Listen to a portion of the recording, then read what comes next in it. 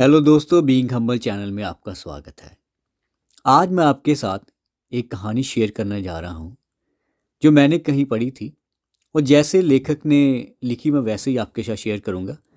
तो लेखक कहता है, घंटी बजी, दरवाज़ा खोला तो देखा एक सुंदर कद काठी का व्यक्ति चेहरे पे प्यारी सी मुस्कान लिए खड़ा है। मैंने कहा, जी कहिए। तो उसने कहा, अच्छा जी, आप तो रोज़ हमारी गुहार लगाते थे। मैंने कहा, माफ़ कीजिए भाई साहब, मैंने पहचाना नहीं आपको। तो वह कहने लगे, भाई साहब मैं वह हूं जिसने तुम्हें साहिब बनाया है।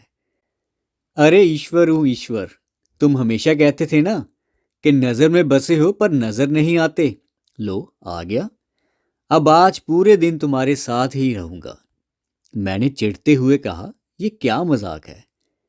अरे मजाक नहीं है, सच है। सिर्फ तुम्हें ही नजर आऊंगा, तुम्हारे सिवा कोई देख सुन नहीं पाएगा मुझे। कुछ कहता इसके पहले पीछे से माँ आ गई। अकेला खड़ा खड़ा क्या कर रहा है? यहाँ चाय तैयार है, चल आजा अंदर। अब उनकी बातों पे थोड़ा यकीन होने लगा था और मन में थोड़ा सा डर भी था। मैं जाकर सोफे पर बैठा ही था कि बगल में वे आकर बैठ गए। चाय आते ही जैसे ही पहला घूंट पिया, मैं गुस्से से चिल्लाया, अरे माँ, ये हर रोज इतनी चीनी। इतना कहते ही ध्यान आया कि अगर ये सचमुच में ईश्वर है तो इन्हें कतई पसंद नहीं आएगा कि कोई अपनी माँ पर गुस्सा करे। अपने मन को शांत किया और समझा भी दिया, भाई तुम नज़र में हो आज, ज़रा ध्यान से। बस फिर मैं यहाँ यहाँ, वह मेरे पीछे पीछे पूरे घर में। थोड़ी देर बाद नहाने के लिए मैं जैसे ही बाथरूम की तरफ चला तो उन्होंने भी कदम बढ़ा दिए। मैंने कहा, प्रभु यहाँ तो बख्श दो। खैर, नहाकर तैयार होकर मैं पूजा घर में गया। यकीनन पहली बार तन्मयता से प्रभु वंदन किया, क्योंकि आज अपनी ईमानदारी जो साबित करनी थी। फिर ऑफिस के लिए निकला। अपनी कार में बैठा तो देखा बगल में महाशय पहले से ही बैठे हुए थे। सफर शुरू हुआ तभी एक फोन आया और फोन उठाने ही वाला था कि ध्यान आया तुम नजर में हो। कार को साइड में रोका, फोन पर बात की और बात करते करते कहने ही वाला था कि इस काम के ऊपर के पैसे लगेंगे, पर यह तो गलत था, पाप था। तो प्रभु के सामने ही कैसे कहता। तो एकाएक ही मुंह से निकल गया, आप आ जाइए, आपका काम हो जाएगा। फिर उस दिन ऑफिस में ना स्टाफ पर गुस्सा किया, ना किसी कर्मचारी से बहस की। 25-50 गालियां तो रोज अनावश्यक निकल ही जाती थी मुंह से, पर उस दिन सारी गालियां कोई बात नहीं, इट्स ओके में तब्दील हो गई।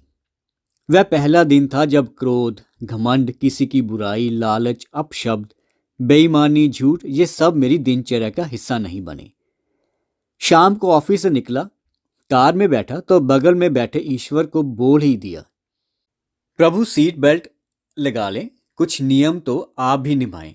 उनके चेहरे पर संतोष भरी मुस्कान थी। घर पर रात्रि भोजन जब परोसा गया तब शायद पहली बार मेरे मुख से निकला, प्रभु पहले आप लीजिए। और उन्होंने भी मुस्कुराते हुए निवाला मुंह में रखा। भोजन के बाद माँ बोली, पहली बार खाने में कोई कमी नहीं निकाली आज तूने। क्या बात है, सूरज पश्चिम से निकला है क्या? मैंने कहा, माँ आज सूर्योदय मन में हुआ है।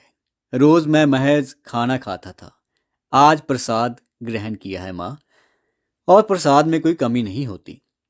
थोड़ी देर टहलने के बाद अपने कमरे में गया। शांत मन और शांत दिमाग के साथ तकिए पर अपना सिर रखा तो ईश्वर ने प्यार से सिर पर हाथ फिराया और कहा, आज तुम्हें नींद के लिए किसी संगीत, किसी दवा और किसी किताब के सहारे की जरूरत नहीं है। गहरी नींद में गालों पे एक थपकी सी उठी। कब तक सोएगा आज? जाग जाब। यह माँ की आवाज थी।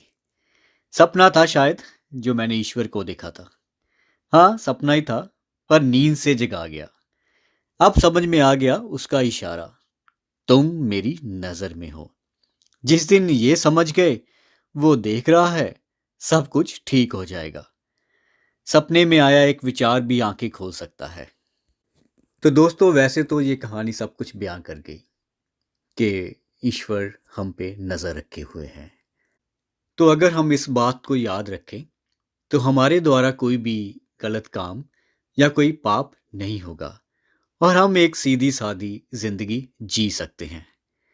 तो दोस्तों, आज के लिए इतना ही। अगर आपको ये वीडियो अच्छा लगा हो तो प्लीज़ इसको ज़्यादा से ज़्यादा शेयर करें, ताकि ये जो बात हम भूले बैठे हैं उन सभी लोगों तक पहुँचे, ताकि वो भी इस बात का फ़ायदा उठा सके। आज के लिए इतना ही। धन्यवाद।